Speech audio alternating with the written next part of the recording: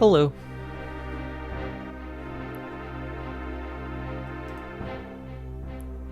I do believe I got all my audio problems situated.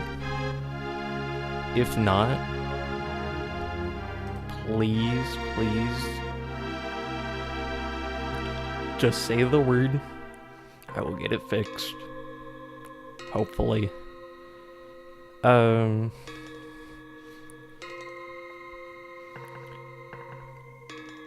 So in case you missed it, which I suspect a lot of people missed it if they were interested,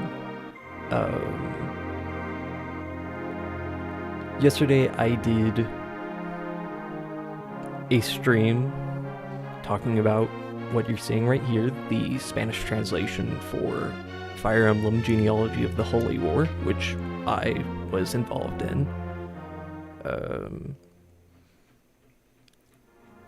I was brought onto the team to work on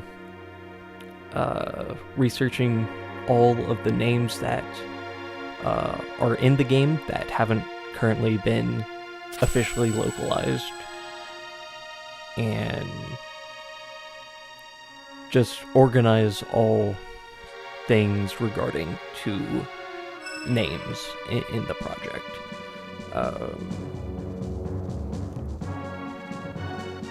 And basically I did a stream yesterday going through the introduction of the game and taking a look at all the names. Both those that I did work on and alter from what you may be familiar based off of what you'll find on wikis or what's used on the Project Naga English translation patch.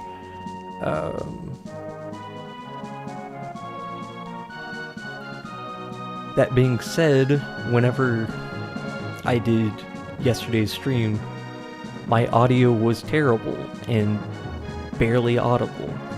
I think I have everything fixed now. If anything, I feel like my audio, my mic may be quieter than the game, but I think it should still be audible, good, clear, and if it's not, hopefully someone in chat will let me know.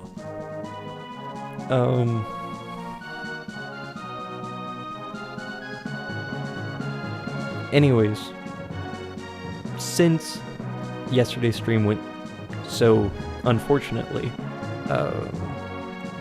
this is basically just going to do, or rather, I'm going to more or less do the same stream as I did yesterday, and cover at least every name that there is that I think there's something to remark about, up until the beginning of the prologue. That's the hope. Maybe if I'm lucky I can get to Ingvi Castle, but I'm not hopeful. Considering the other problem of yesterday's stream is that my mind did not want to work. I was stopping everywhere. Also, there's my name in the credits. But with that, I think it's a good time to get started.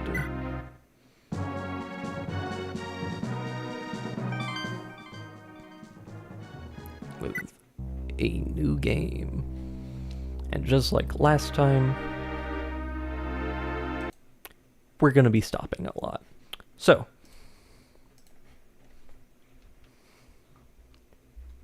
here we have the continent of Jugdral, the main setting of Fire Emblem 4, Genealogy of the Holy War, as well as its sequel. Oh no. Did internet go out? Please tell me internet didn't go out. It looks fine on my end, but also looks like things are going wrong.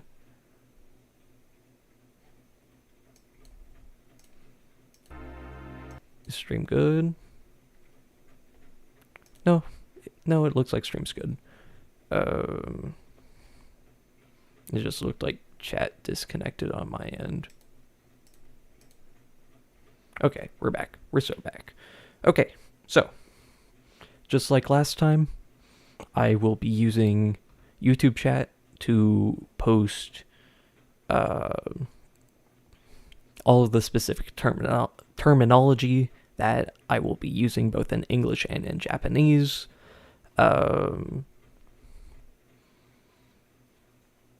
Starting right here with Jugdral, the name of the continent.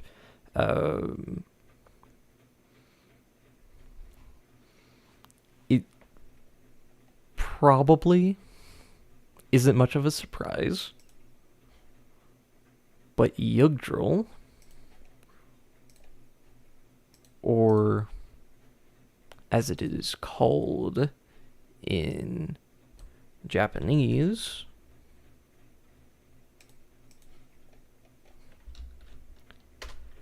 Jugdral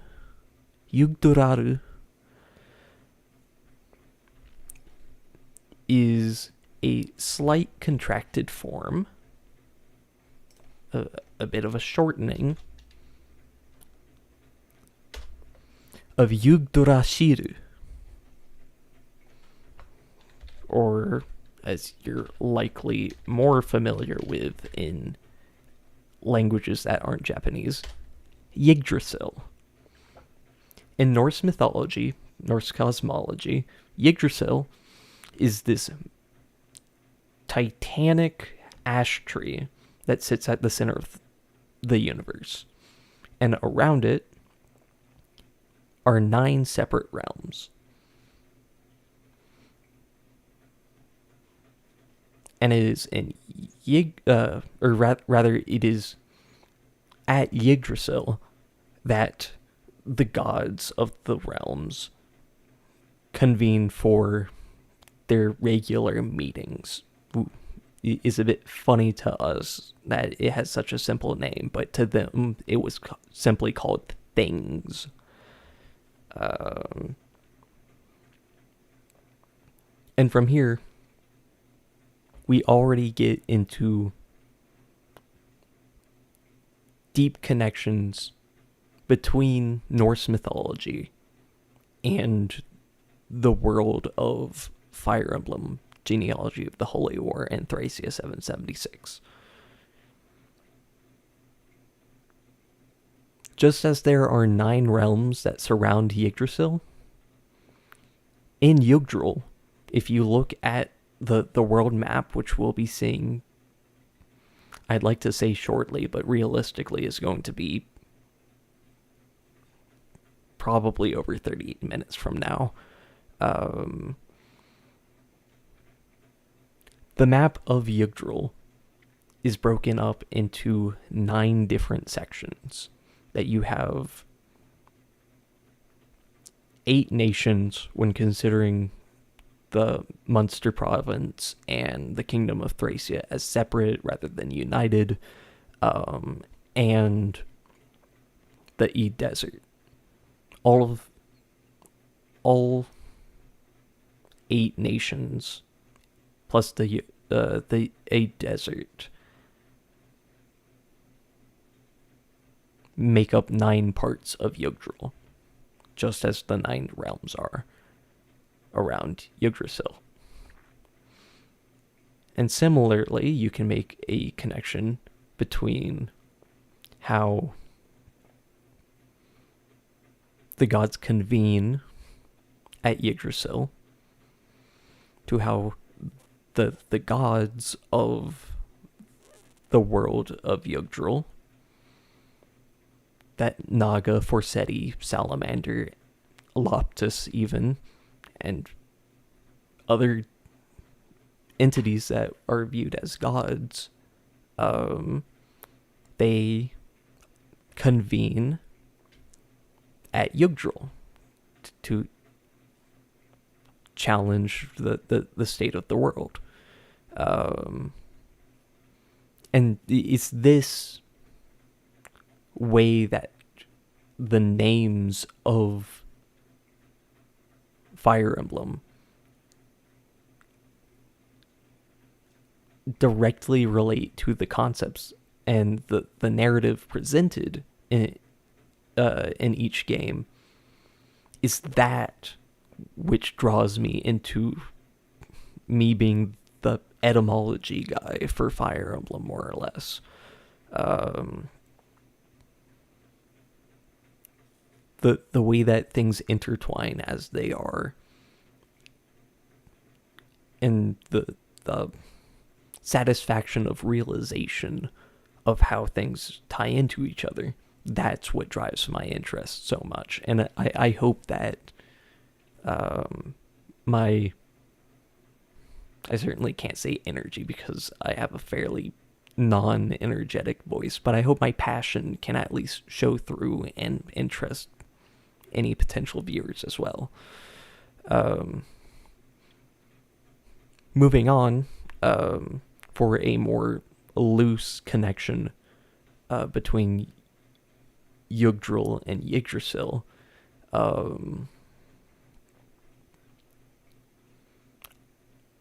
I forgot to edit my notes, so I don't have the specifics of where it's stated, but in some of the Norse texts that we understand what the Norse religion and culture was like, at one point Odin claims that Yggdrasil suffers beyond our understanding, that the mortals who live in the realms around the tree do not understand how the tree suffers. As he goes on to say that above the tree, or rather above the surface that the tree rests on, there are 4 deer that eat of the highest branches of the tree. And similarly, below the tree are a twist of all sorts of different serpents, such as Nidhogg, that bite into the roots of Yggdrasil. And even beyond that, beyond above and below, at the sides of the tree, Yggdrasil is decaying and falling apart. And appropriately, the name of Yggdrasil ties into this image of death conjured up by what Odin describes here. Yggdrasil, the name itself, means Yig, which is another name for Odin himself. Ygg's horse.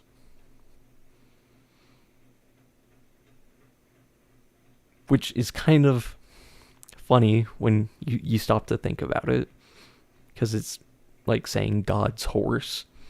And this is Jugdral, where if you're not on horseback, you're falling behind and you're practically useless, except for Thracia, of course. But this phrase, Yggdrasil, Odin's horse, it actually just means, or it's another name for the gallows, the hanging place, the hanging tree. And this name comes from a story of Odin, the chief god of Norse folklore and mythology, sacrificing himself by hanging off of an ash tree, which a lot of people, or various interpretations, believe that that tree was Yggdrasil itself.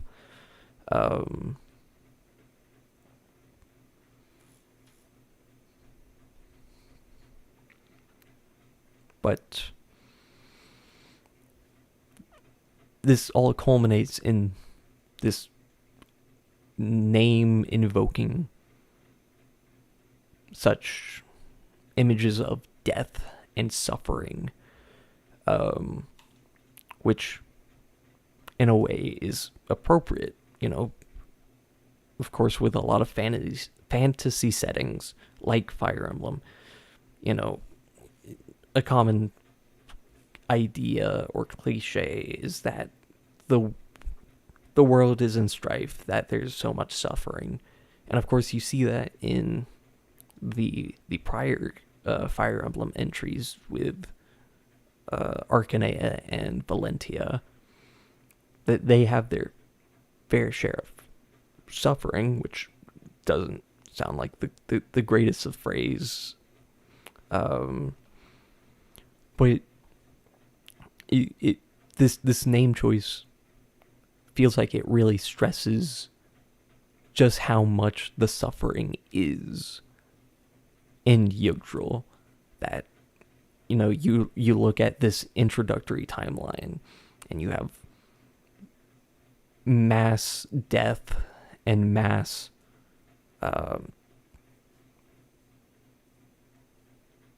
just big ol' bunch of suffering that we see in the chronology.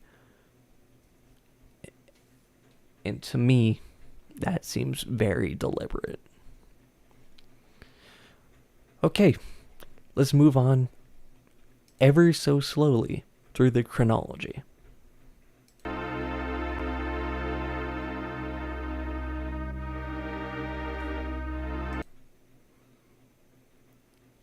Here, we get introduced to Gair.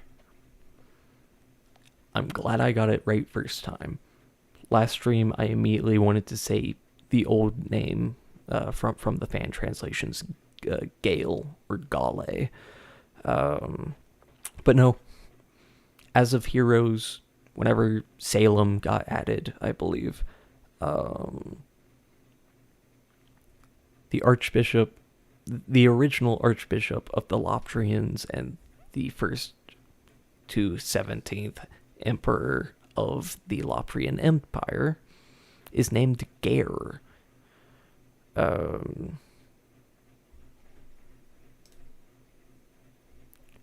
Why does it look like my stream isn't showing my stream? Oh, sick. It's not. When did that start? Was it the last time that I paused? It seems recent. So let me fix that. Are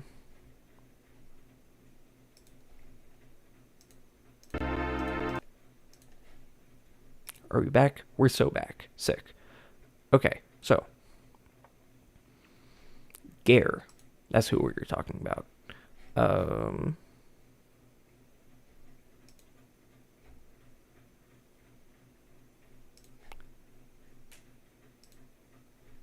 Gair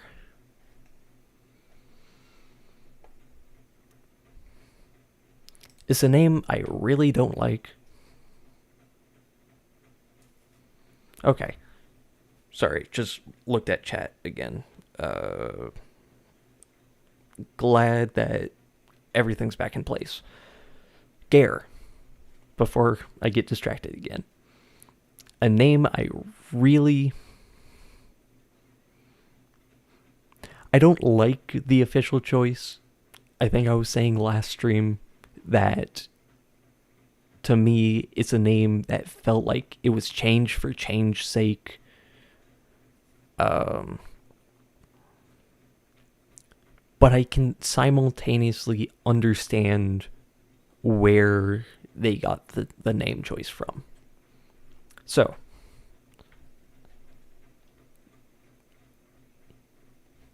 in Japanese, Gair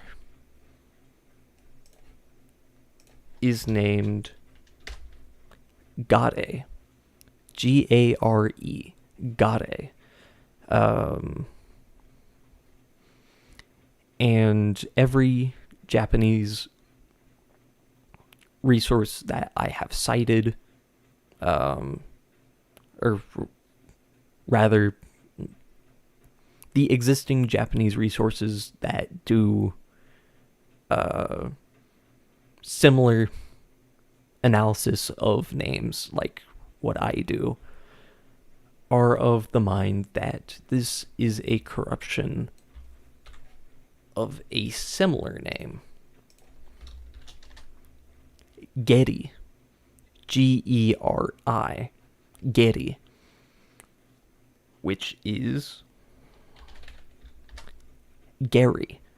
In Norse mythology, Gary is the name of one of two wolves alongside Freki.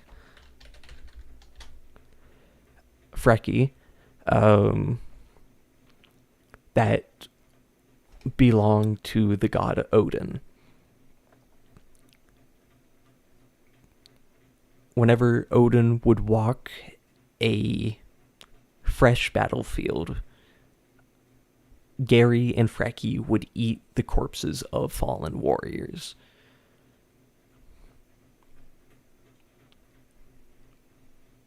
And it may not seem like it at first,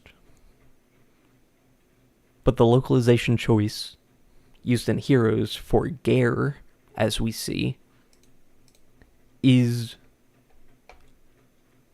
very likely inspired by this belief connection.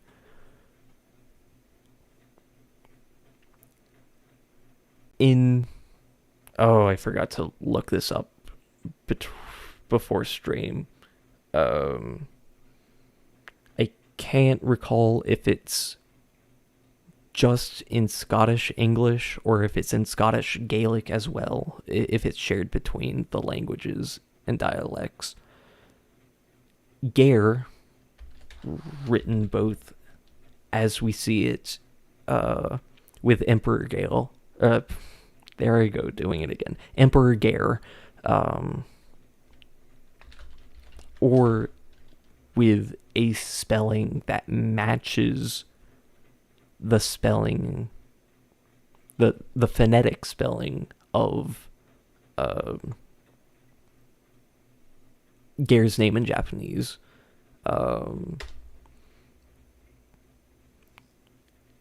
In Scottish English, and again, I can't say for certain, but I believe in Scottish Gaelic as well. Gair means greedy, ravenous. And this comes from an Old Norse word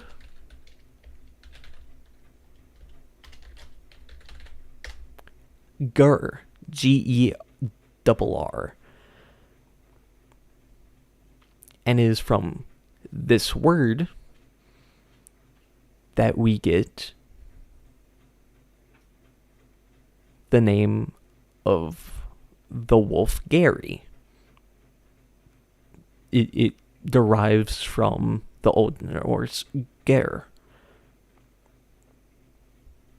As such, it's very likely that the localization choice of Gair for the Emperor and Archbishop of the Lotrians originates from or ties into this belief of the name coming from Gary.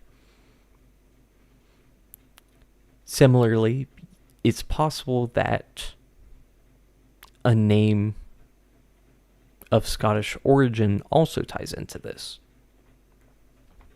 There is a purported clan from Scotland called Clan Gair.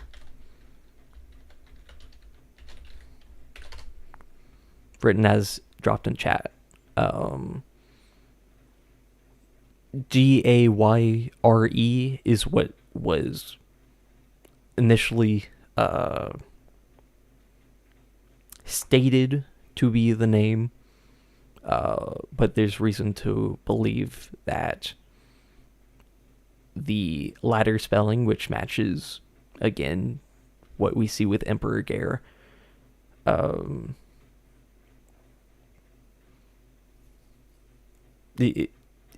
There's reason to believe that is a more accurate spelling.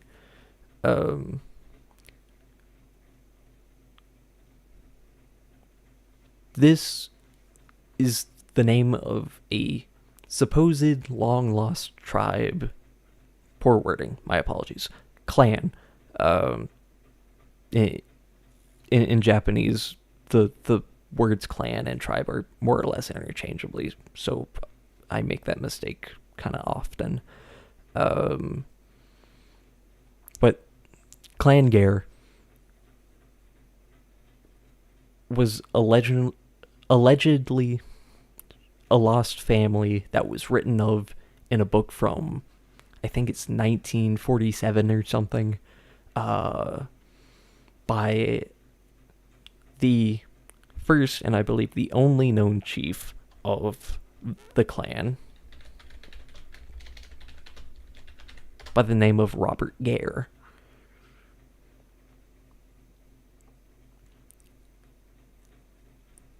In time, however, because not too many people were looking at the specifics or frankly really cared at first, it became apparent that this family was entirely made up, that this one man wrote of a breadth of culture and customs that belonged to this clan never existed, completely fabricated.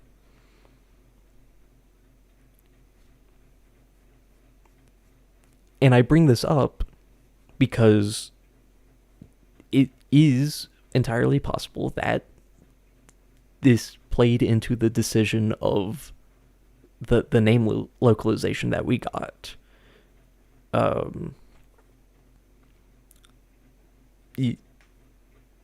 You could consider a relation between Clan Gair and the family of Emperor Gair. This mystical figure, oh, hey, Ultimage. Didn't know you were here. Yeah, Kaga is also good at inventing mythology. But we'll probably get into some Ichival shenanigans at a later date. So with Clan Gair, like I said, fabricated, made up.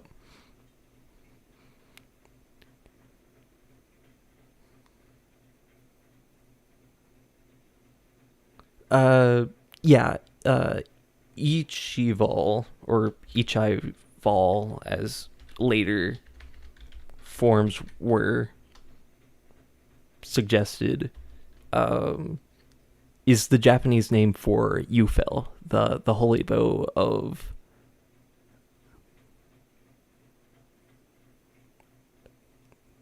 House Ingvi. Sorry, mixing up everything now. Great. But yeah, definitely we'll save that for whenever we get to Brigid, which hopefully we'll actually get to Brigid. Not today for sure, but anyways, me. Good at getting distracted, as you can clearly see. I'll just rush through this because it's kind of just tacked onto my notes. You can relate how Gair and his 16 descendants or whatever is in a sense a false pedigree as well. They're basically not even real people. They're just new vessels created for Loptis. So that's sort of something that may have been considered in addition to a possible relation to to the wolves of Odin.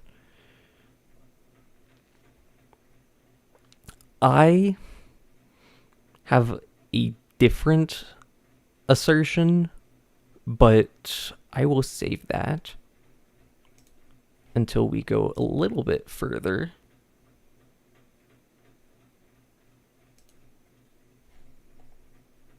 I was in the wrong page. Sick.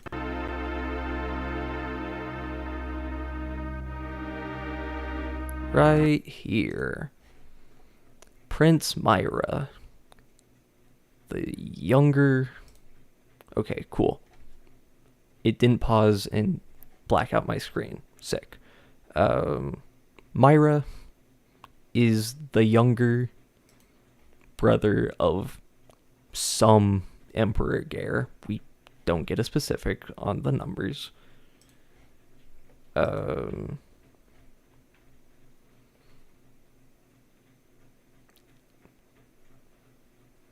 And for the most part, it's thought that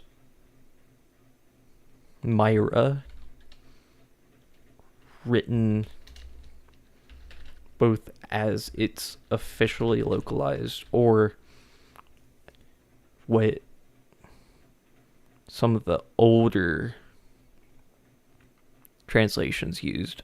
I can't remember if Project Naga uses this spelling. Maira. I feel like Project Naga uses that one. Anyways, either form, written as it's written in Japanese. Let me post it in chat. Maera.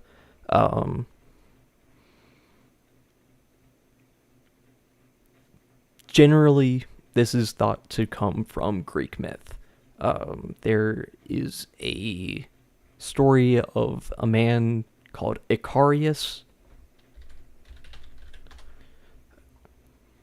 who was a devout follower of Dionysus from the city of Athens.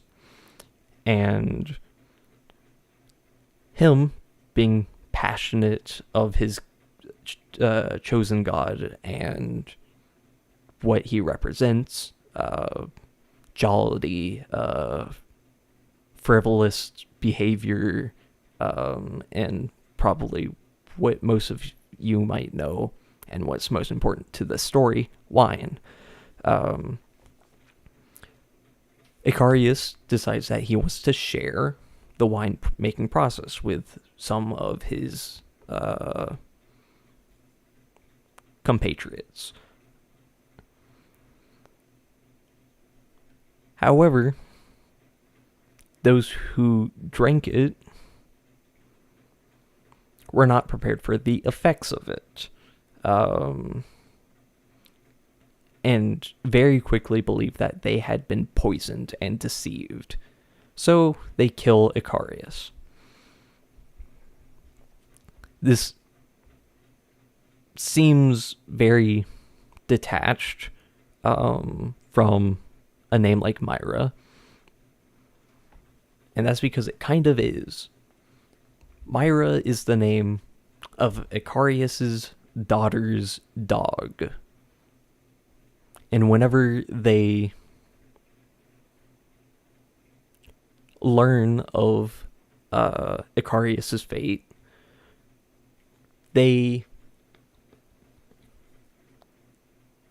I'll use the same wording that I used last time. We all know, as every good man on... Sorry, apologies. Oh, hey, I didn't know you were here.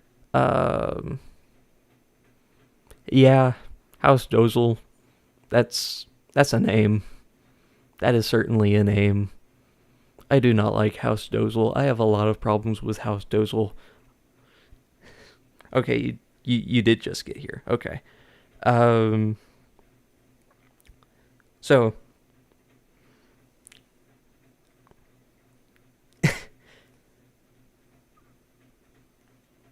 Gundam reference? Gundam reference? Real?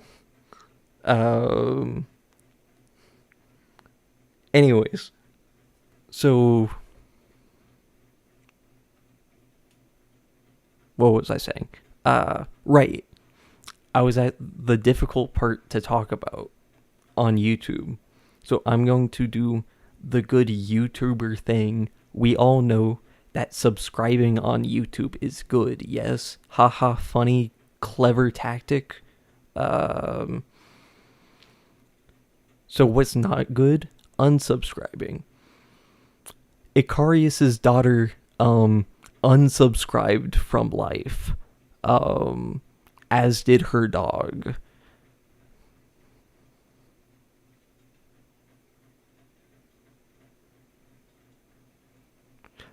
Okay, Louis, do we have specific reason to believe Minerva and Berwick is in reference to the Gundam character?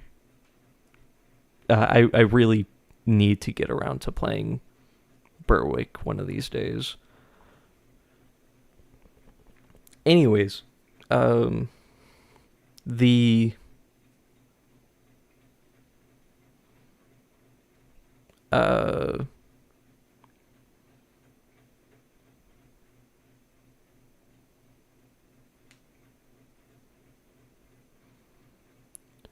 I mean, but also Minerva is a name that he used in the original Fire Emblem.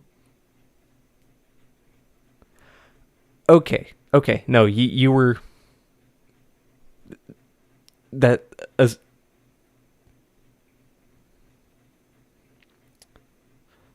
I see. I was missing the lack of an R. Yeah, you're probably right. Okay, so Icarius's daughter learns that he was beaten and battered and not alive, makes herself join him to put it in a tactful way, I suppose. The dog follows too. Um, and Dionysus isn't happy about that, so he punishes all of Athens, um, and makes the family into constellations. And with that, um, the dog turns into the star Procyon, um, which is in Canis Major, I believe. I forgot to add that to my notes as well. Me when I'm not prepared. Um, Anywho, it seems like there was a sort of idea based off of how things are currently localized that there's meant to be a sort of parallel in the names of Maera and Gair. That Gair is rather named after a wolf of Odin, someone associated with battle and death. Um, while Maera is someone who's resurrected into a star, of course, but resurrection nonetheless, and is almost portrayed in a sort of martyr-like state, which seems appropriate for Maera and the Myrists. It's also possible that the name Maera was based off of Maera, with the fancy A and E is the same letter that you'll find in like certain ways of writing encyclopedia. But you know, who does that anymore? This is the name of, I think it's only mentioned in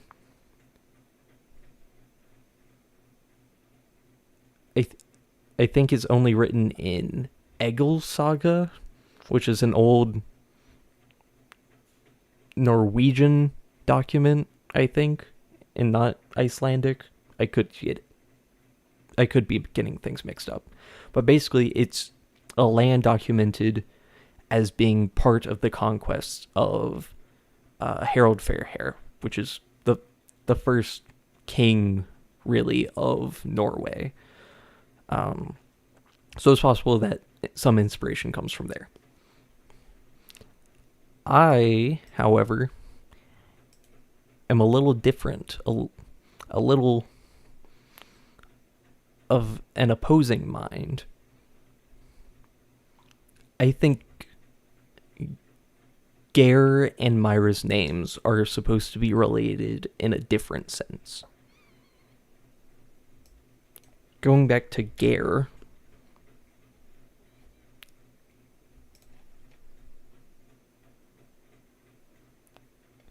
hey, yeah, I'm glad I'm redoing it too. It was basically unwatchable. But happy to have you here, Dalen. So,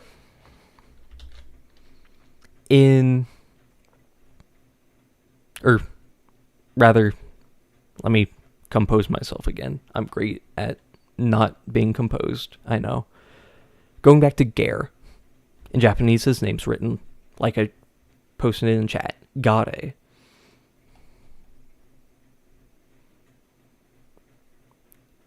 To me, this doesn't seem like a corruption of Gary. It seems like a truncation of Garerius. Or as we will say in the West, Galerius. This is the name of a Roman emperor. I feel like the Roman inspirations in Jugdral are overlooked a lot. Like, we think, oh yeah, we have Julius and Julia, obvious reference to Julius Caesar for the most part, and don't really think much beyond it. At least I know I was of that sort of mind for a while, until I kind of found this, what I believe is a very strong connection. Galerius was part of the Tetrarchy. 4 co-ruling emperors.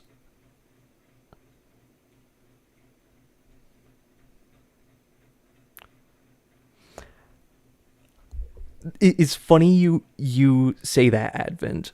Earlier today, when I was organizing some of my notes of content that we might get to today, I'm probably going to end stream around 6:30. 6:30 my time, which is about 30 minutes from now. But I was organizing my notes, and it is possible that Cessair's name is intended to reference either the title or the person Caesar, but I'll save that discussion for later. So Galerius was part of the Tetrarchy, 4 emperors, headed by a man by the name of Diocletian. He was the primary Augustus, as they called him, alongside Augustus Maximian and the 2 Caesars, Galerius and Constantius, or Constantius. I don't know. Sometimes I'm good with names, other times I'm not.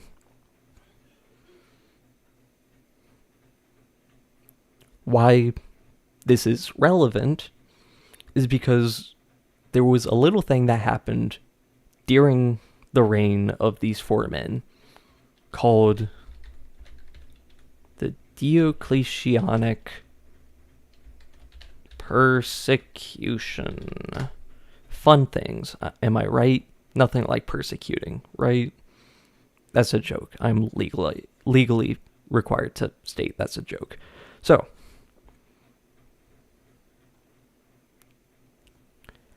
oh, hey Skelly. Yes, the Diocletian or Diocletianic persecution, also more simply said, the Great Persecution. This is the last,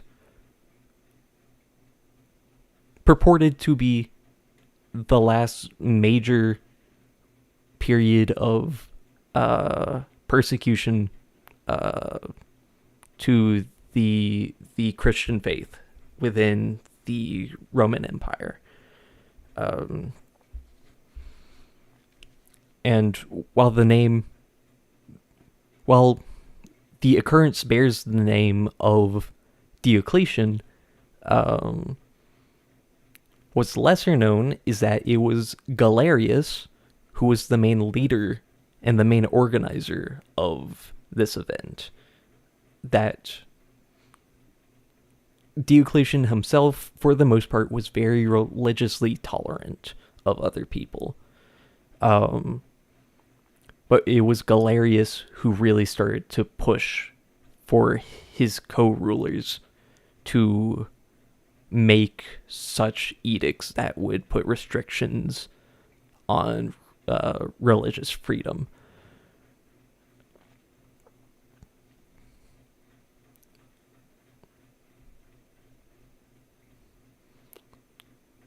So, that, has some basis in a connection with the rule of Emperor Gair, that he was religiously intolerant, that he forced the people with the native beliefs of Jugdral to be lesser, and that those who adopted the Loptrian faith, which in supplemental material like in Fire Emblem Treasure is stated that even then it was difficult to actually be part of the Loptrian faithful because of exorbitant prices that needed to be paid and tithes that needed to be made to be considered part of the faithful. So you have some semblance of a relation there. What really stood out to me is that whenever this event first began, Diocletian tried to be understanding, in that he would pass his edicts and say, let's handle this responsibly. If anything comes up, if anyone challenges our authority, try to do it peacefully, without bloodshed. On the other hand, Galerius said, we need to utterly destroy these people who do not practice the same faith as ours. Yeesh. And he said, and the common punishment that would be found in his region of the Roman Empire was that those who don't comply should be burned alive. And believe it or not, the main Loptrian punishment, other than taking their children, is death by burning people. That was the main thing that made me really consider that Gair may actually be getting his name from Galerius.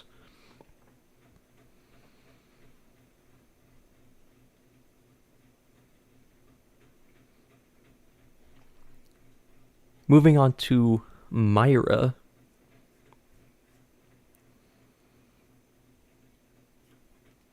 This, I definitely will say is a much bigger stretch.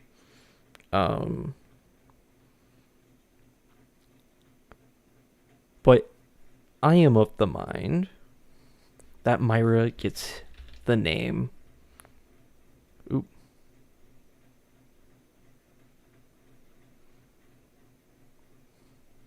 It's funny that you mentioned St. George because no, don't apologize, Skelly. I part of why I really wanted to do streams like this is for the the ability to discuss and consider not not even specifically like all material relating to Jugdral and genealogy.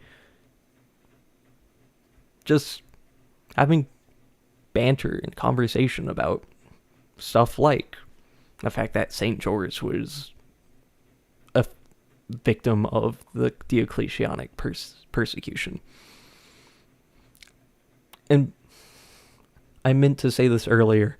It is worth noting that there are assertions that may very well be possible that the Diocletianic persecution was not as big as it is suggested to be. Just as we'll find stuff like, to go back to how Lord Cessair was mentioned earlier, that name, as I chose it, is meant to reference part of Irish mythology that we can look at and very easily recognize that it is not part of original Irish mythology. That it is from post-Christianization Ireland. There are always going to be something that comes up that may cause an inconsistency or inaccuracy between reality and how it may be interpreted. And that's just something that needs to be kept in mind, that at the end of the day,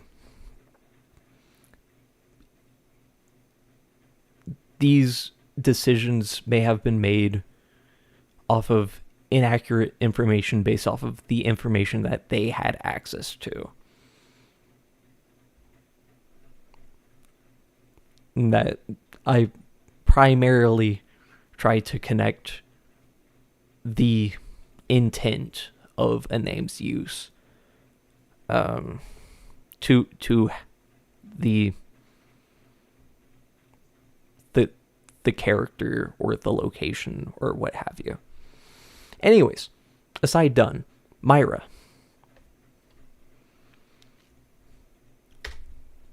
Maera, written with a Y instead of an A-E.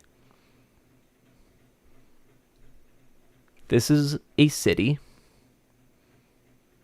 in Lycia, however you want to say. Hee hee ha ha, funny Fire Emblem 6 reference. I don't know. Maera, or I believe it's more accurate in the Greek or Latin to pronounce it Maera, was a major city and a major hub for those of the Christian faith. And perhaps the most notable inhabitant of the city was a little fellow you may know, Saint Nicholas.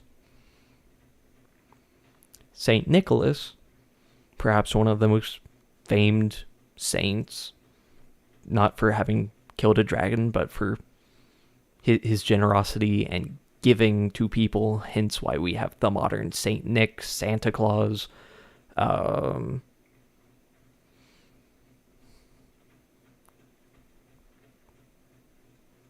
Allegedly, Saint Nicholas was captured during the Diocletianic persecution.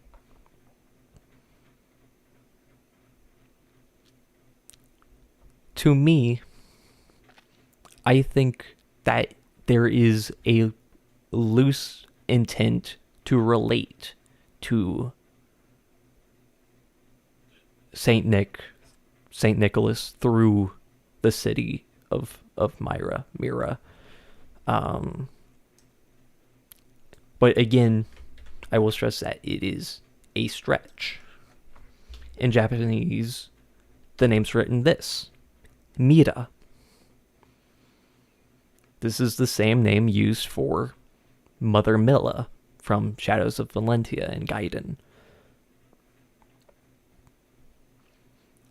I suspect that this could be an instance of the name being changed in Japanese to try and not step on the toes of something of great importance within the series. There's another name, we're definitely not getting to it today, but there's another name that is very much the same. Hopefully, whenever I get the chance to stream next, we can talk about it. Anyways, actually, I forgot to note this last stream, and I'm glad I get to do it now. It's also possible that Maera is a corruption of Maera, which similarly is a name used in Gaiden. This is the name for Marla, one of Jedda's daughters. But it's also used for a figure in Buddhism called Maera, and I've seen one time that writes it with the same spelling that we saw for that Scandinavian kingdom that I briefly mentioned. I don't know. I genuinely can't even recall where I found this spelling. Hopefully next stream I can get more specifics on that. But the point is, Maera is a demon or celestial king found in Buddhism that attempted to stop Buddha from reaching enlightenment by tempting him with his 3 daughters. You can already see how that name can relate to Marla from Shadows of Valentia and Gaiden, where the figure of Maera is more representing Jeddah himself and his 3 daughters.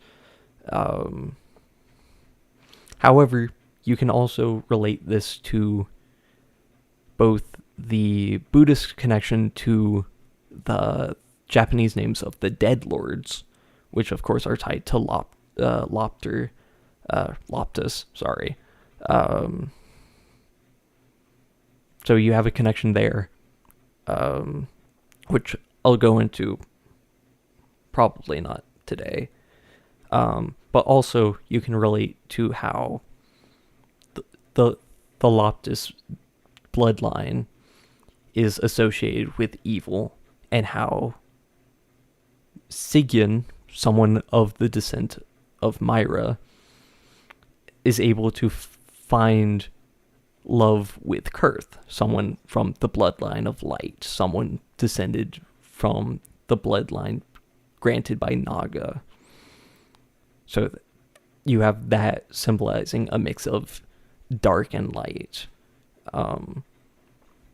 I'm not entirely confident on that connection being intentional, but it's something that I felt was worth noting.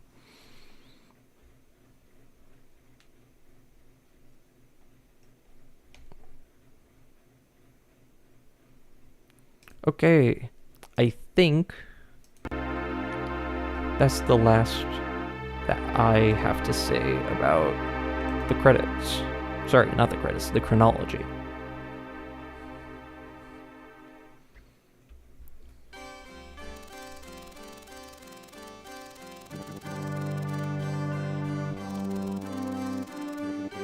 And immediately we stop again. Oof. Sorry. Bashed my controller into my desk. So, here we have Heim, or as we call him in languages that aren't Spanish, Heim, the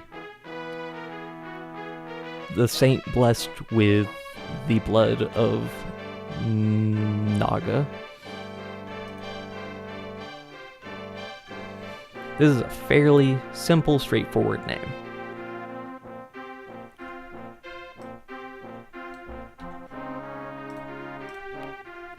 In Japanese, it's written like this, Heim. And that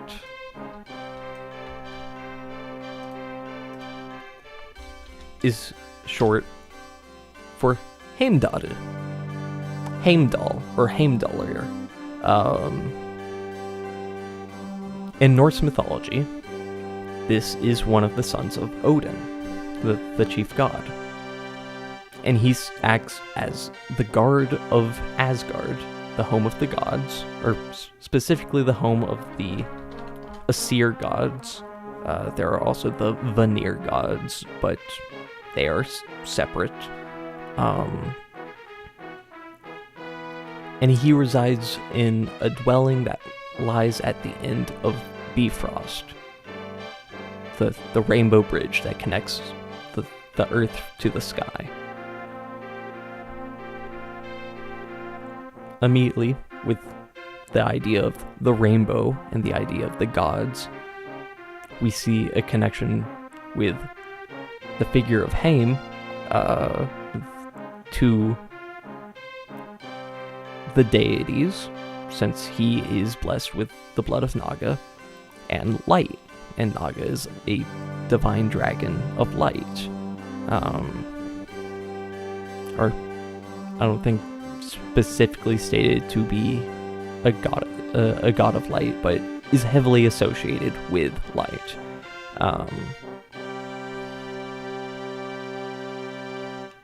And going back to Norse mythology, Heimdall has long been in conflict with a name you're bound to be familiar with, Loki. It's literally to the point that Heimdall has a kenning, a sort of, it's almost equivalent, synonymous with epithet, like a more poetic name or title used for typically the gods. For Heimdall, one of them is just Loki's adversary, his enemy. That is how major this sour relationship between these two gods is. Whenever Ragnarok, the twilight of the gods, occurs in Norse belief, Heimdall announces with his great horn to all of the worlds what is occurring, and later does battle against Loki, and the gods die, exchanging their final blows. And I'll get more into the specifics later, but Loptis is symbolic of Loki. So the relationship between Heim, representing Naga, and Loptis is clearly evident in the names that are used for them.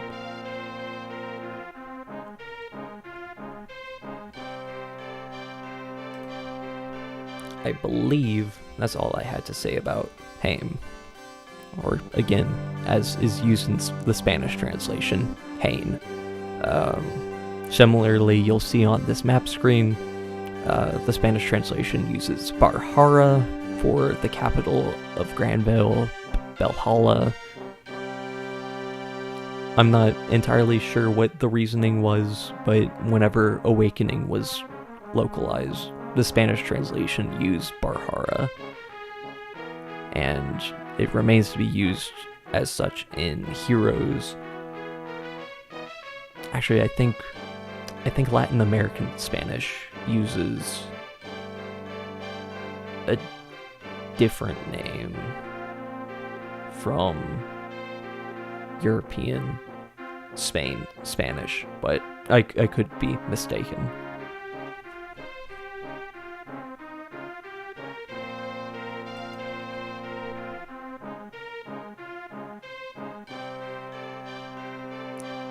Okay, yeah, that does make sense, Mia. Yeah, that would be read as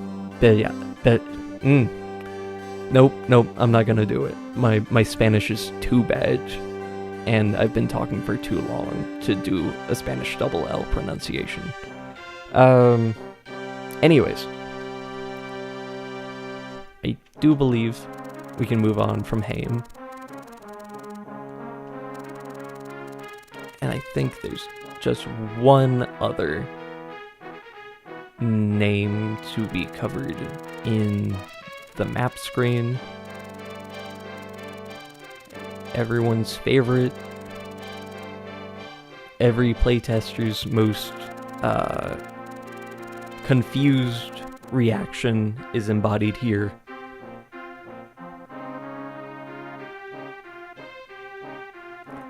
Auðumbla. Yes, I made a very... I'm so sorry, Ulti. I know you hate this. I know you hate this. I really am sorry for my decisions that have so negatively impacted you working on the... I mean, if you didn't like it, I wouldn't... No, I take that back. I was going to say, Mia, that you could have just not done... What is it? It's called Thorn, right? The TH. But I forgot it's used in Hother as well, so... Yeah, I hate it too. Anyways, so here we have...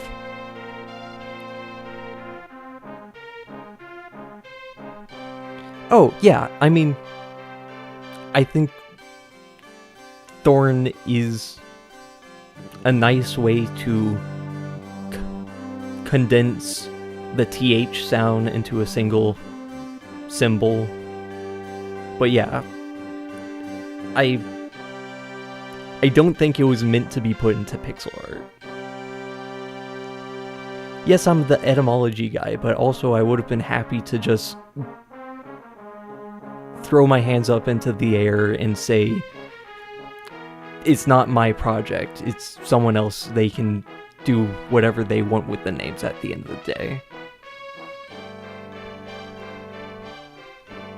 Yeah. As much enjoyment as I got from looking into the playtesting channel on Discord every now and again and see a new person say, what is Auðumbla? If people really didn't like the name and just wanted to keep it Azmur or something more basic, like, I don't know,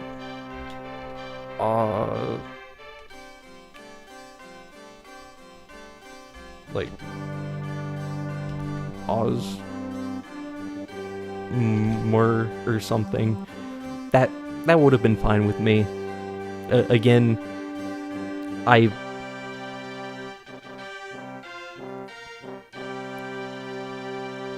would bend and concede to anyone saying they didn't want a name. I mean, we sort of had something whenever I suggested changing Muhammad's name because of some comments that I saw about it. But, you know, everyone else on the team said, no, it's fine, it's a regular name. So I conceded. if it was the same with Auðumbla, it wouldn't be a pain or anything to me, especially not nearly as much of a pain as it's been to you. It's similar in FE8. I believe they just call it Auðumbla. I think that's how they write it. I know it's slightly incorrect. Auðumbla, that's it. It's a minor alteration, but yeah. Let's go back to the main topic at hand. Azmur. Oops, I just opened up Discord. Not what I wanted. Azmur.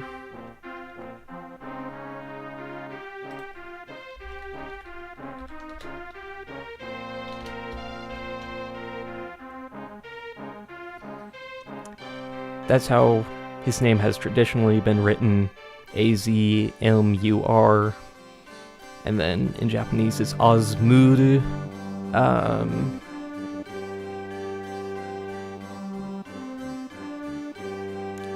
Just about every Japanese source that I've looked at is of the opinion that the name comes from a similarly written name, Auðumbla. It's a bit wacky to wrap your head around at first, but in Japanese rendering Old Norse names, a lot of THs or Ds that you would see in Old Norse, or again, Thorn, which is a thorn in everyone's side, it seems, is made with a Z sound in Japanese. So Auðumbla is written like this: Auðumbla, Auðumbla, or Auðumbla. Yeah, the world map music, I've never been much of a fan of the world map music, but it is a pretty suitable choice of music here. Anyways, in Norse mythology, Auðumbla is this ancient cow. Yes, it is a cow. Moo.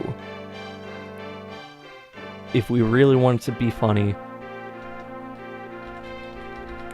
Azmur. I don't know. I'm getting kind of tired. Anyways, Auðumbla is this ancient cow that fed the lone frost giant, the one Jotun that was alive at the time, Ymir.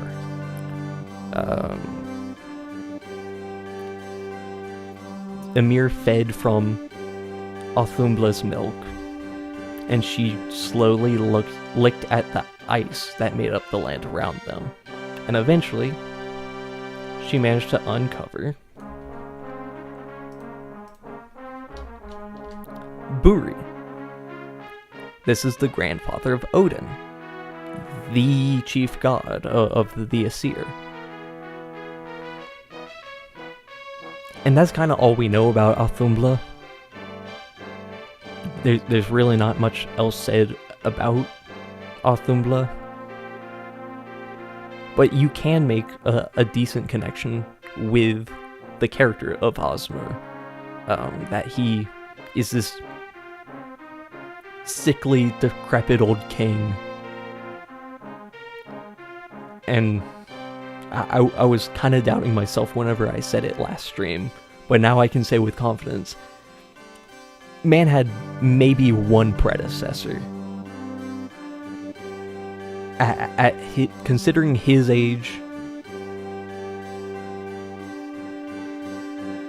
yes, Azmur, it was a very bad joke, because Auðumbla is a cow, and cows go moo. I'm sorry. Anyways, so Auðumbla being this basically the first life form on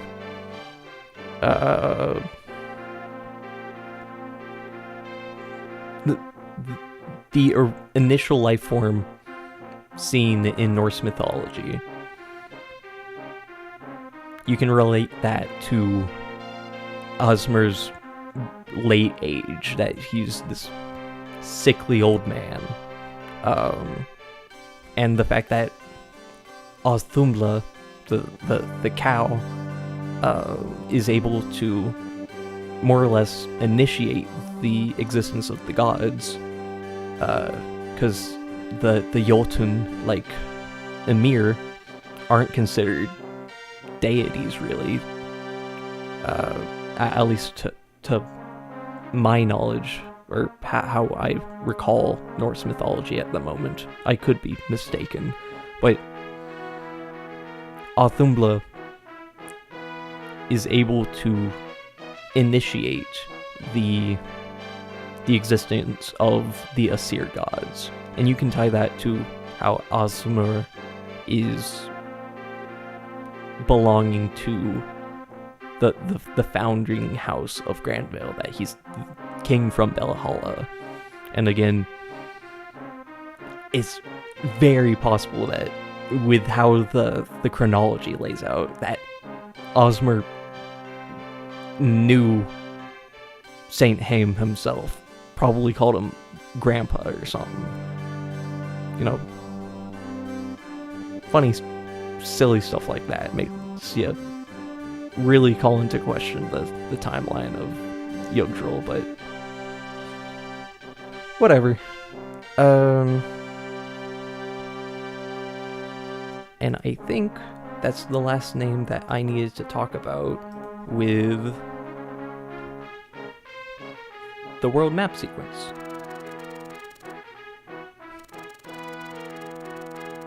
And there's probably just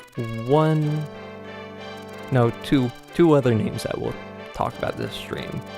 And we'll cover all the same material that we did last stream. Except now you can actually hear me without turning your volume to max. At least I certainly hope I improved the audio quality, so that's the case. It would be awkward if literally nothing happened.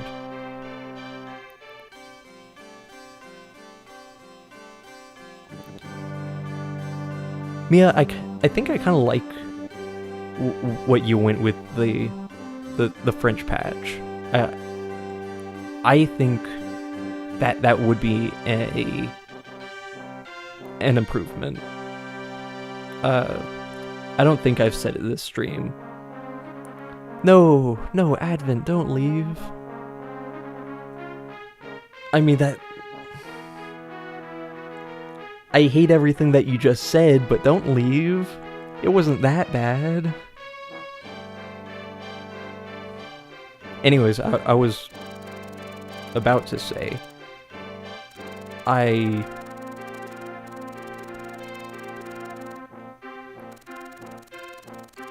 don't think I said it this stream. I know I did last time, but again, basically, no one could reasonably hear me. I am... Though I tried to make good, sensible changes with this translation, with the incredible flexibility that I was given for this project, I tried to be sensible, and while I may take issues with localization choices like what I'm seeing on screen right now, Ribbo, yes, I know that's probably not how it's pronounced in French proper, but still, I think most of us here aren't fans of the certain localizations like that, but I know that I'm incredibly flawed too. At the end of the day, it's been a way that it's been a long time. That's what I was trying to say. It's been a long time since I first started working on this project. I think I was brought onto the team 2 years ago, around the same time that I started the etymology of the emblem blog.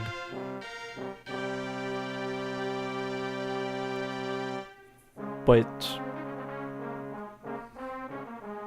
it's been a long time. I can't remember every name that I worked on and all the specifics of why I made certain changes. But I'm fairly certain that there are some decisions that I made in this that, with my current experience, I might not have made. And I'll definitely talk about anything like that whenever it comes up. Anyways, going back to Advent, you mentioned Lombard's name change. I want to actually play this game because I haven't touched it in like 4 years, other than like brief excursions going back to Jugdral, I guess. I'll probably I'll talk about Lombard whenever we get to chapter 5. If we get to chapter 5, otherwise I'll probably talk about it sooner.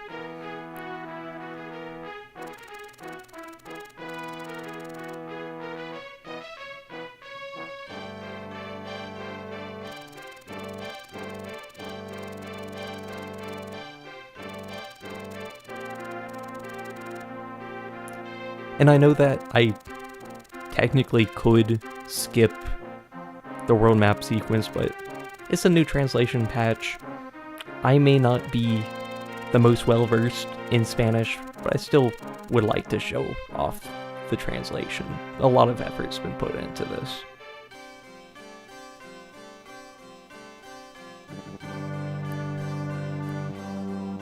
Mia, you definitely gotta show me some of the names used in FE4 Spanish. French. Now I'm mixing up my languages.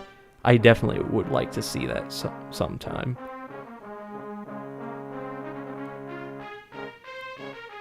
Yeah, I can understand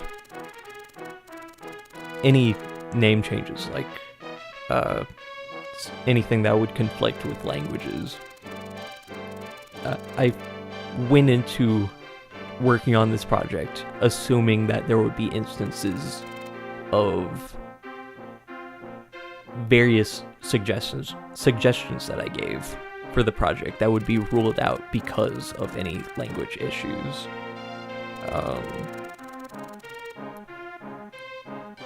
I don't think there's ever been a specific instance that y'all have told me of anything like that came up with the Spanish translation. But I'm definitely glad that glad's a bit of a weird word choice there, but to see that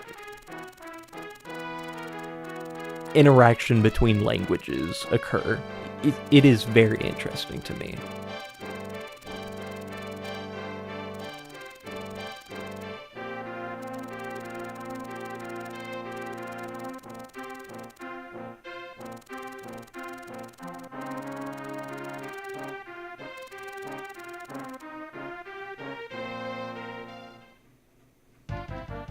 Hey, we actually got to the prologue. That's crazy.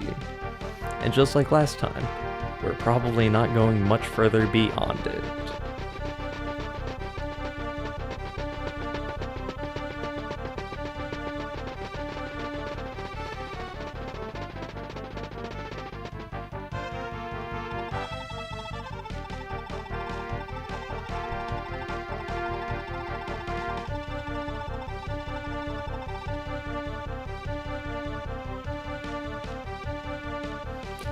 Yeah, I dread the day that we get more Fey localizations that utterly distort our understanding of everything we've ever known. It's so much fun whenever that happens. I can't wait for Land Sword 2. The Earthening. I don't know.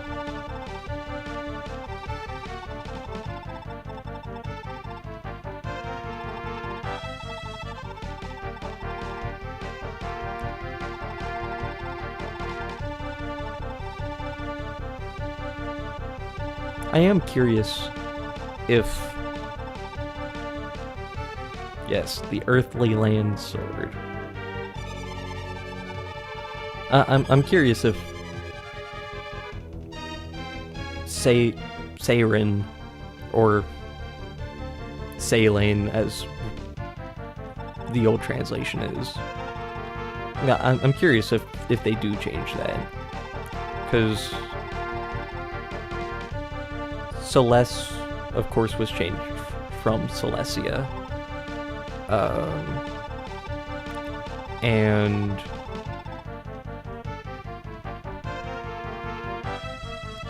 of course, Thove was changed changed to Tolfa.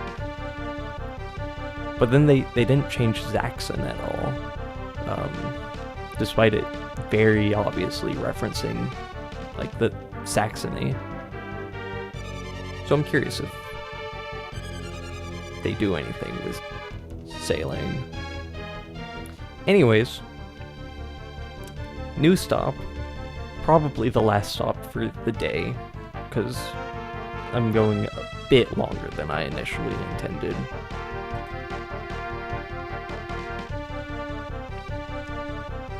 Is Oifey, our little tactician boy, and his grandfather.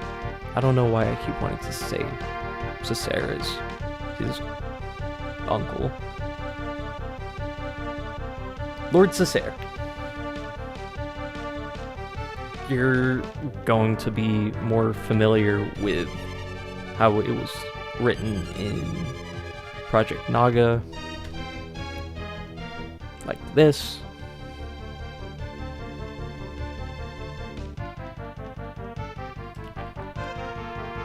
In Japanese,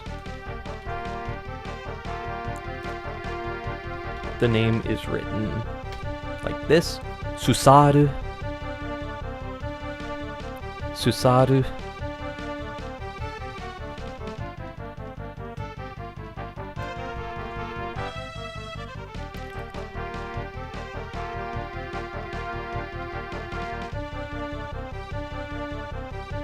Terrestrial sword? Terrestrial sword. If it was called that, I definitely wouldn't be opposed to it. Something a bit more in line with, like, Levin sword rather than lightning sword, I think would have been fine. And terrestrial sword, that does sound pretty good. I assume in Spanish it's not nearly as grammatically jarring as land sword. Anyways, so Susaru very much seems to be based off of Cesare, which is how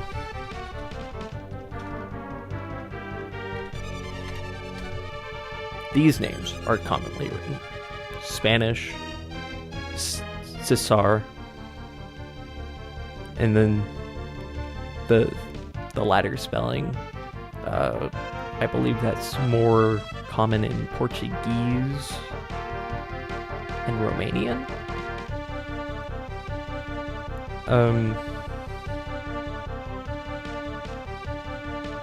However, what was used in Project Naga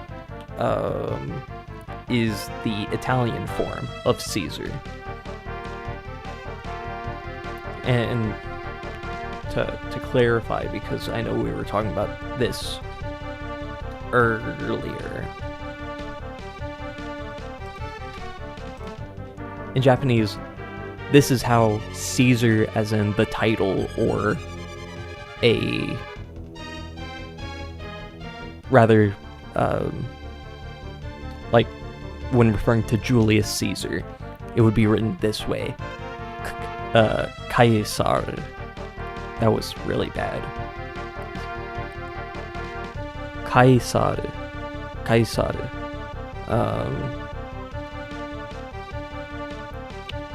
That is how the, again, title or referring to someone like Julius Caesar. That's how that's written.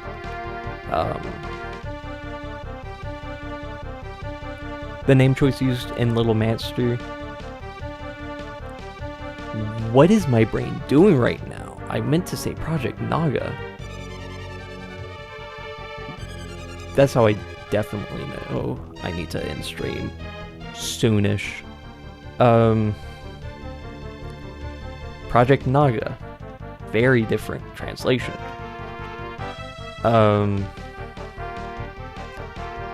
Their spelling, it's possible that it's meant to invoke philosopher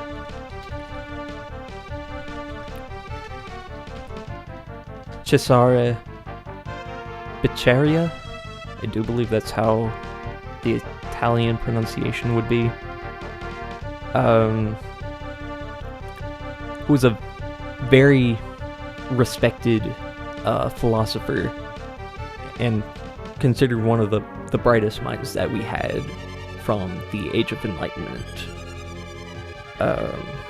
which you can consider a relation between the very high praises sung of Beccaria here, to how Cesare, grandfather of Oifey, is lauded for his exploits, or was lauded when he was alive. Alternatively, another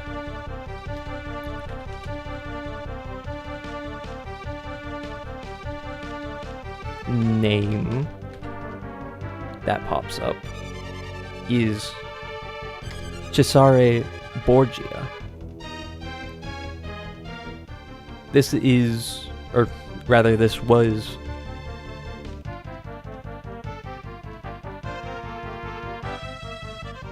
I think I would have vastly preferred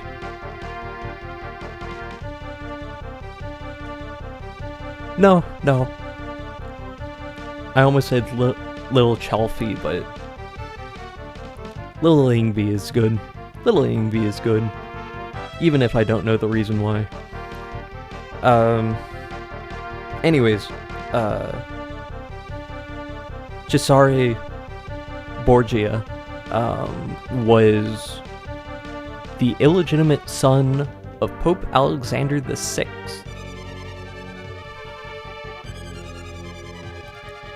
And after serving in the church for a bit, he became a major military figure under the employ of both France and Italy at different times, and earned himself a good station, career, and title. However, much of this was earned primarily due to his connections, the fact that he was, in fact, the son of a pope, gave him a lot of opportunities, and he wasn't particularly great at the positions that he was in. And it's because of this that a little fella you might know called Machiavelli wrote a text called The Prince, which was about the power that Borgia had attained. That said, I really can't find any specific connections to Lord Cesare, but that's in part because we just know that he was a bright, strategic mind that Oifey is apparently very much similar to. Of course, here we see a very different name from Cesare, which, by the way,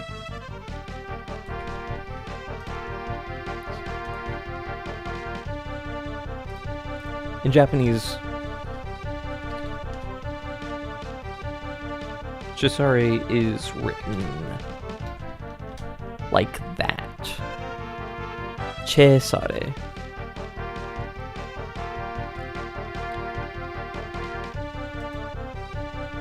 In my opinion, and as you see here in this translation, I believe the name comes from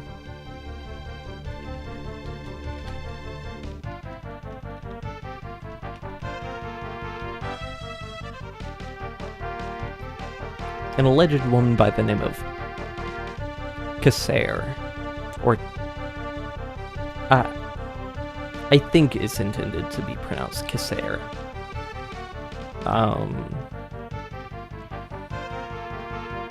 According to the Book of Invasions, one of the primary texts in regards to the mythology of Ireland, Cessair was the granddaughter of the biblical Noah. And as you can probably tell just by me saying that, this name entirely exists separate from the bulk of most actual Irish mythology. It's very obviously from text that was written after the Christianization of Ireland. Anyways, so Cessair,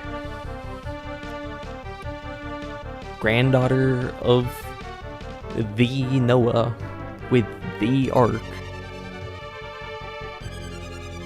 isn't let onto the ark, but learns either from her grandfather or from an idol that she constructed, depending on the story, is told that refuge from the biblical deluge could be found at Ireland. And so Cessair and a large posse, enough to fill up 3 ships, flee to Ireland, but only one of the ships manages to actually land.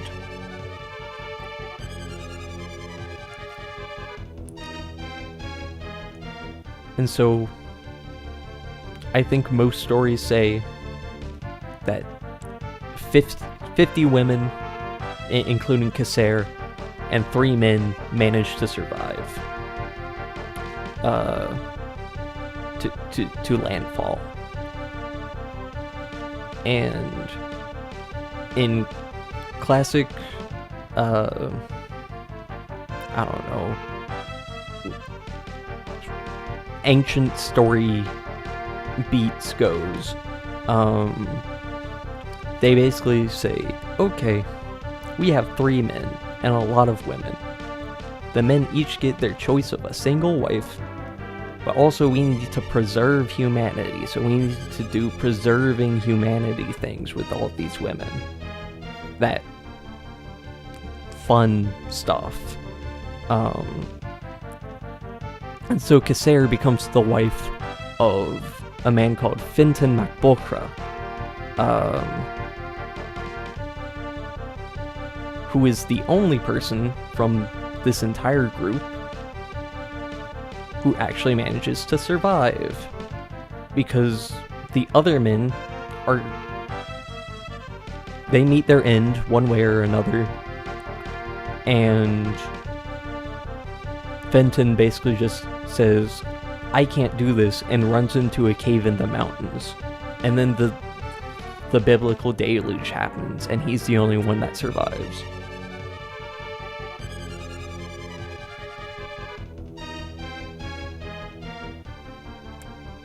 So,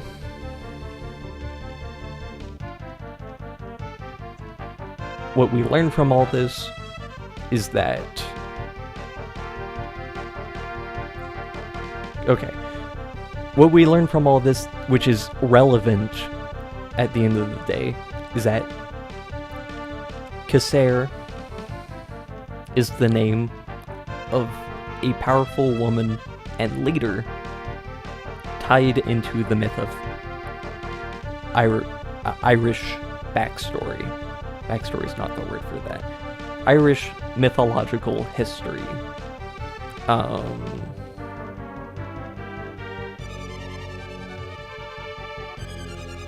Which similarly ties into Oifey's name. But first, I should be transparent.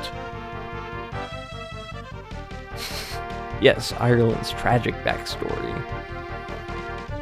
where people went there and then died, and then other people went there, and then they got conquered, and then the conquerors get conquered, and then the Firbolg show up somewhere along the way. I don't know. Sometimes I'm good at remembering Irish history and mythology, other times it goes out one. Or comes in one ear, goes out the other. That's the phrase. Anyways, I need to be transparent. In Japanese, the actual name Cessair is written like this. Cessair. It's kind of very far off from what we have with Cesare.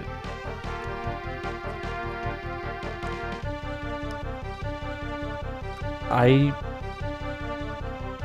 at least like to tell myself that at the time, in the 90s, Japan probably didn't have too many good,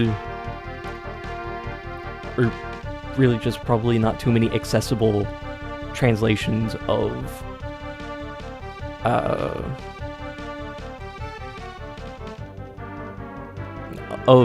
Irish mythology. I mean, it's Irish. Is from a tiny little island that is considered less important than the island right next to it. I mean, even now, I have issues finding resources about Irish mythology written in Japanese. So I wouldn't be surprised if they simply didn't have an existing idea of how the name should be written. And so they opted to make this name Susaru to try and lean into that idea. And also, I think Advent mentioned it a bit earlier. I do think it's very possible that they wanted it to be intended that the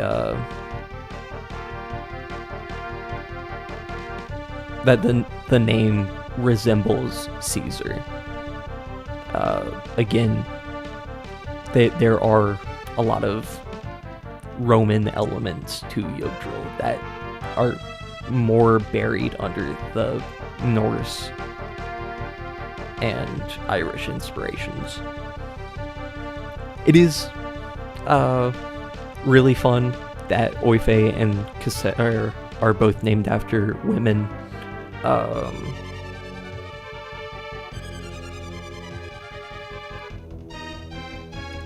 But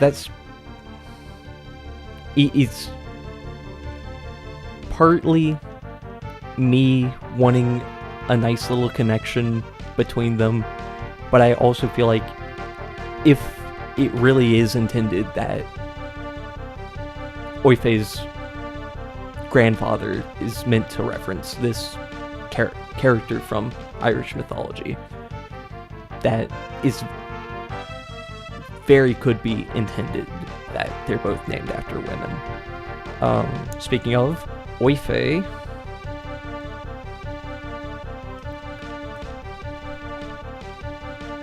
his name is written like this in Japanese, Oifey. More often, this is rendered in that's definitely not the wording I was looking for. The name that this is intended to be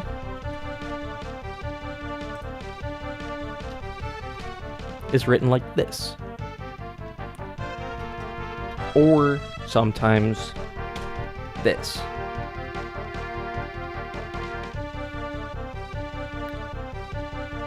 Believe it or not, this is typically pronounced Aoife. That AOI makes an E sound here. Aoife. In the Ulster cycle of Irish mythology, which, as the name suggests, is focused around the kingdom of Ulster, which is ruled by the king Conchobar.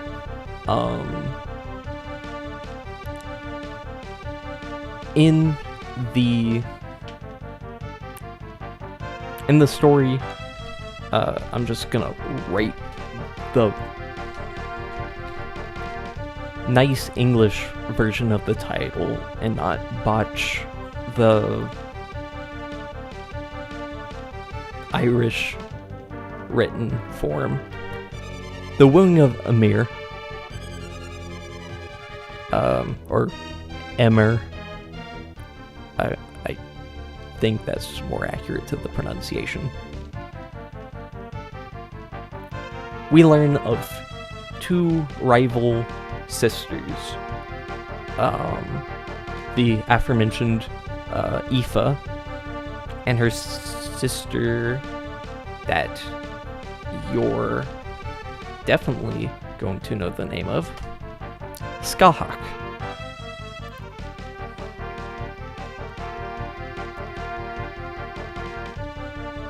These are two very powerful warrior women that hail from a place called Alba, or as most of us will more be familiar with the name Scotland.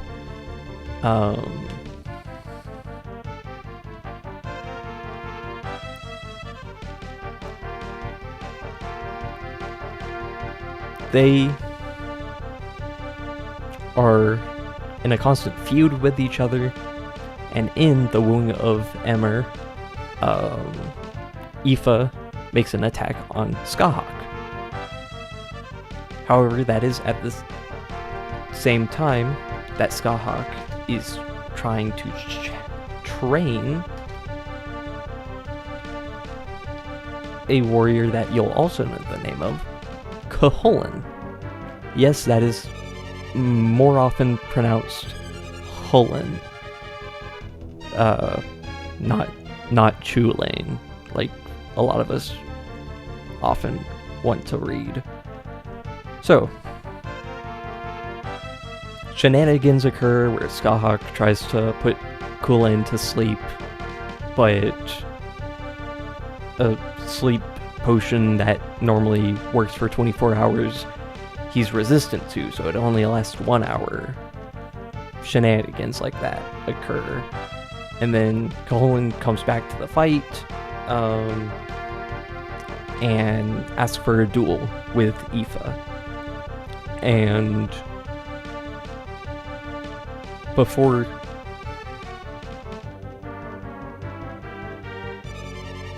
har, very funny, yes. Sleep doesn't work on gates or thrones.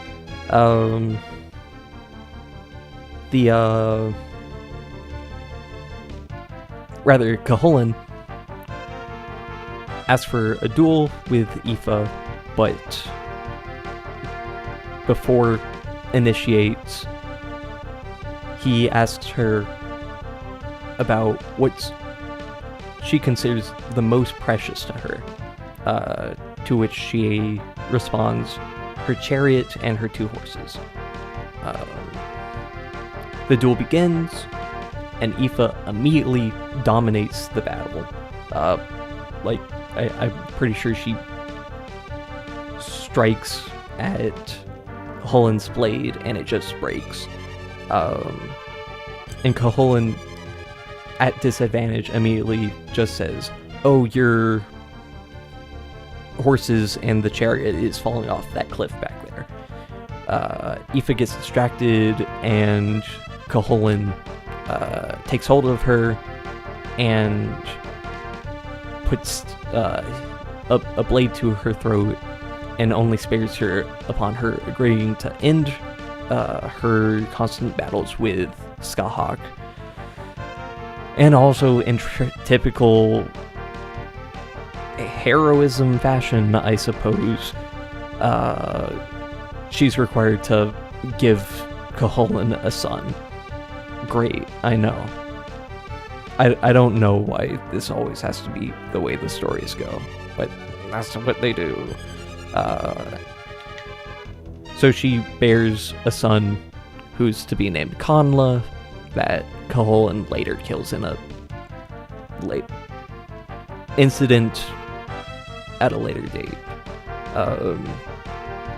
Anyways, so much like Cessair, Oifey gets his name from a very powerful woman, a strong warrior woman, who similarly leads I don't think you can call it a large group. I feel like in the stories I read,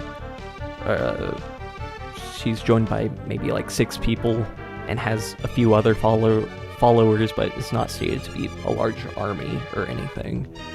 At least I don't believe so. But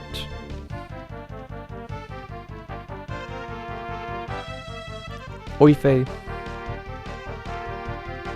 whenever he is playable, he is in a class on horseback. He's a paladin. It's possible that Aoife's oh no, did we disconnect? Okay, we're so back. It looked like I lost connection for a bit. What I was saying is that Aoife in the story is said to have a strong attachment to her horses. It's possible that Oifey, being a knight, a paladin, riding on horseback, had his class influenced by that story beat. Additionally, Oifey being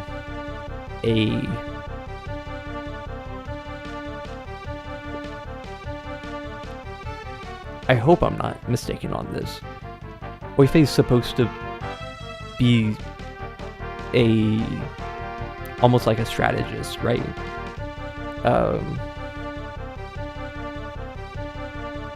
Yeah, what am I saying? The dialogue that we're on the text box for is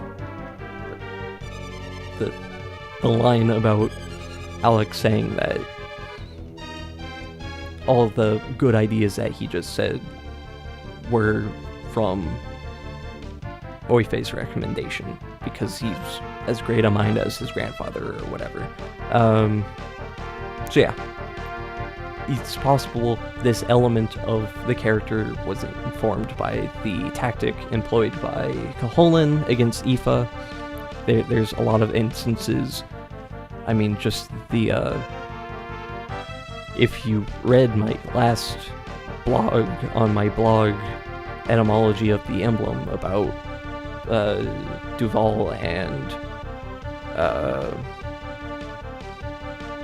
Pizarre, or in this translation, Dobar and Cessair, yeah, that's definitely the better pronunciation. Right. Oifey is the one that do the promotion stuff, but I had a brief period where I lost my confidence. Anywho,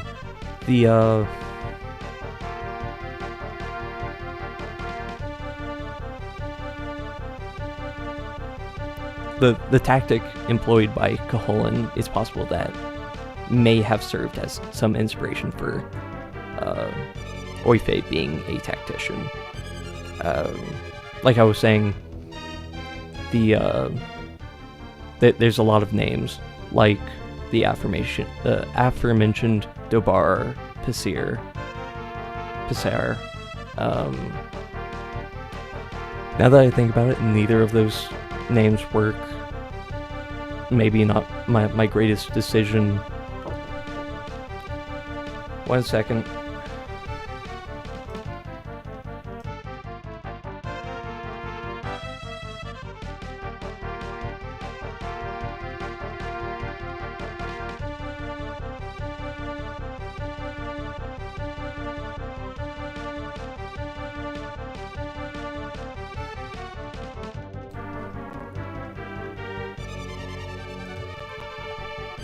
Sorry about that.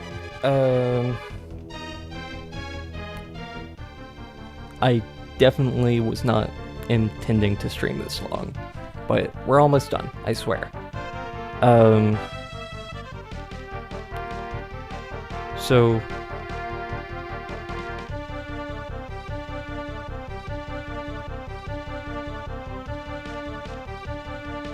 let's just get to the end of this.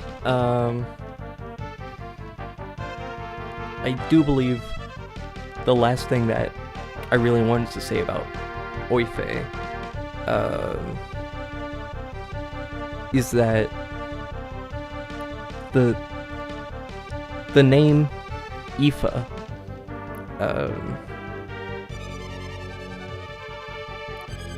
very often you will find it anglicized in translations of Irish text as Eva or Eve. In fact, it's very common for people to misinterpret the name and think that it's supposed to be their version of those names in the first place, when it was a name that originated on its own. And of course, earlier we were talking about how Cessair is descended from the biblical figure of Noah. And of course, Eve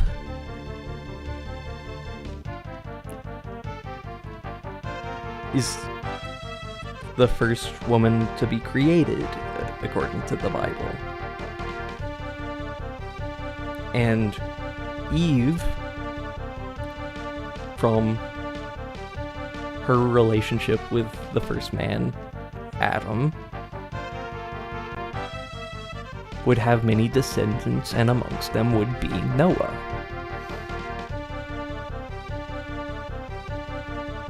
So it's very possible that the names Oifey,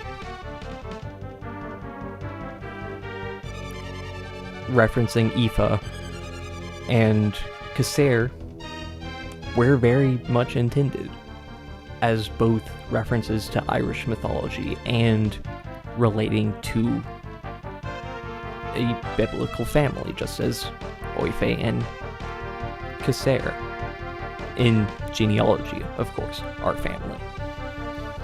Okay, I do believe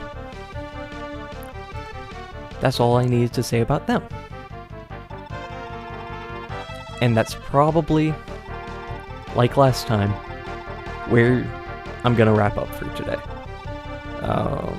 Again, I was not... First of all, I wasn't I wasn't originally planning to start streaming this late. I wanted to stream a couple hours earlier and then end around 6 o'clock my time, and now we're at 7:30 my time. But the stream was not supposed to last this long. But me having a lot of words in my head, and right now I have Arden in my head, that beloved man. Anyways, I'm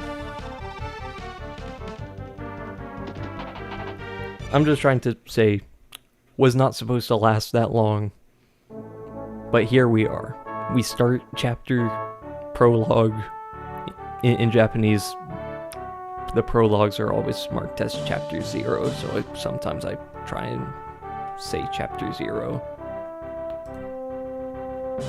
But with that,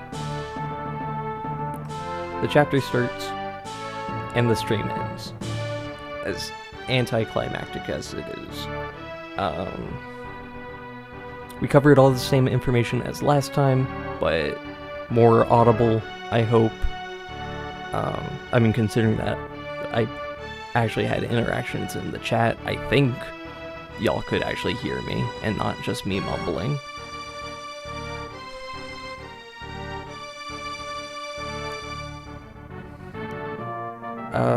But yeah, that is going to be it. I'm glad that people actually enjoyed this, considering that I was not actually playing the game, I was just talking about it.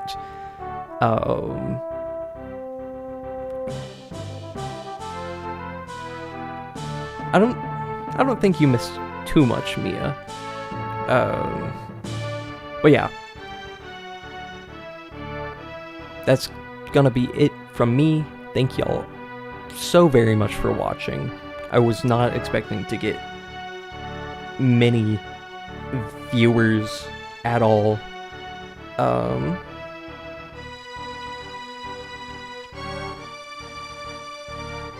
I don't know when I'll be able to do this again. Maybe sometime later this week. But we will do this again, for certain. Because I have a lot of things to say about Sigurd here. I have a lot of things to say Nisha. Yes, it is pronounced Nisha, not Noish. Alec and Arden, I have a lot to say about them, and I have a lot to say about everyone else. But that'll be for another day. I hope y'all have a wonderful rest of your day. And I will see y'all again later.